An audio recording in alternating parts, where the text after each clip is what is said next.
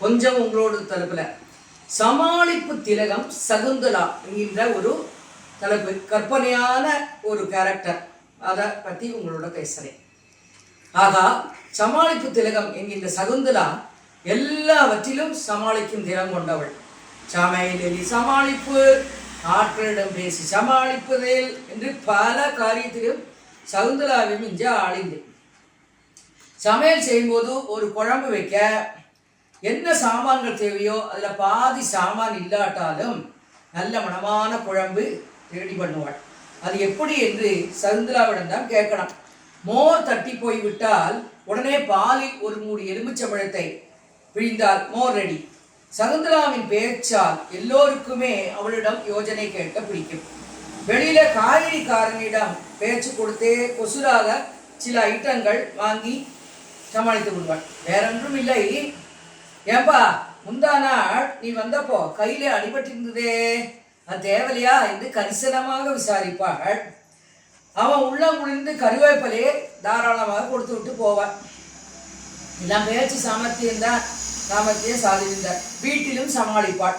ஏமா இன்னைக்கு காலம்பர பிரேக்ஃபாஸ்டுக்கு இட்லிக்கு சாம்பார் வைக்க சொன்னேனே, வைக்கலையா என்றால் பருப்பு வேக வைக்க மறந்துவேன் என்று சொல்லாமல் சட்டென்று ஒரு தக்காளி வெங்காயம் வதக்கி சாம்பார் பொடி போட்டு கடலை மாவும் அரிசி மாவையும் கலக்கி விட்டு பெருங்காயம் போட்டு கருவேப்பிலை கொத்தமல்லி இலை போட ஆகா மணக்கும் சாம்பார் ரெடி. திடீர் ஐட்டங்கள் எல்லாம் அத்துப்படி. தோசை வார்க்கும் போது கடைசி தோசை கல்லில் இருந்து திருப்பி போட்டு விட்டு கேஸை மூடி விடுவாள். மிச்ச சூடி தோசை வெந்து விடுமே, சிக்கன திலகம், அதிலே சிக்கன திலகம்.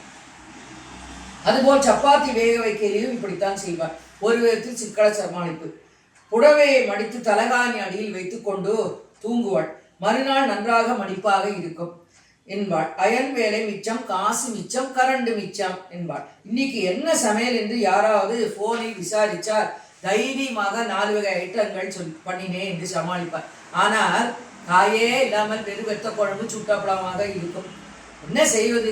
சின்ன குழந்தையில் இருந்தே இந்த பழக்கம் இவளிடம் ஒட்டி கொண்டு விட்டது போலும். தொட்டில் பழக்கம் சுடுகாடு வரை என்பார்களே, வாய்ச்சொல்லில் வீரனின்றி கதை. இப்படி எல்லா விஷயத்திலும் சமாளிப்பதனால்தான் இவளின் காலனியில் இவளுக்கு சமாளிப்பு திலகம் என்று பட்ட பெயர் கொடுத்தார்கள். சகுந்தலா என்ற பெயர் அவ அம்மா சகுந்தலா தேவி, கணிதமேதி சகுந்தலா தேவி நினைத்து கொண்டுதான் வைத்தாள். அது இப்போ சமாளிப்பு திலகம் சகுந்தலா ஆகிவிட்டாள். கிரிக்கெட் பற்றி சில வார்த்தைகளை பேசி கிரிக்கெட்டை ரசிக்கும் ஆட்களிடம் கதை அளந்து விடுவாள். சிக்ஸர், ஓவர், ரன் அவுட் என்று நிறைய தெரியற மாதிரி பேசி சமாளிப்பாள்.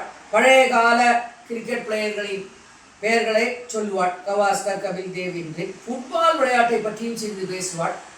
அர்ஜென்டினா பிளேயர் மரடோனா என்று மடமடவென்று பேசும் அழகோ அழகு. இப்படி எல்லாவற்றையும் சமாளிக்கும் திறமை கொண்டவள் நம் கதையின் நாயகி. பாட்டே தெரியாது, பாட்டை பாடவும் தெரியாது. பாட்டை பற்றியான அழகா சில சொல்றதுக்கு தெரியும். பாட்டில் ராகங்களை சொல்லுவாள். அப்படி அதிலே திறமை உண்டு. ஒரே ஒரு காரியத்தில் மாத்திரம் இன்னும் சகுந்தலாவிற்கு சமாளிக்க முடியல. என்னவென்றால் போனில் தினமும் வரும் வாட்ஸ்அப் மெசேஜை சமாளிக்க முடியலை. கிளியர் ஷாட் பண்ணி 5 நிமிடத்திற்குள் திரும்ப மெசேஜ் குரூப்பில் வந்துவிடும். மகிஷாசுரனாயிட்டு இந்த மெசேஜை இன்னமும் சமாளிக்க முடியாமல் திணறுகிறாள் சகுந்தலா. உங்களிடம் ஓகே, இதற்கு மேல் உங்களிடமும் பேசி என்னால் சமாளிக்க முடியலை, அதனால் அதோட நிறுத்துகிறேன். ஓகே, சந்தோஷம்.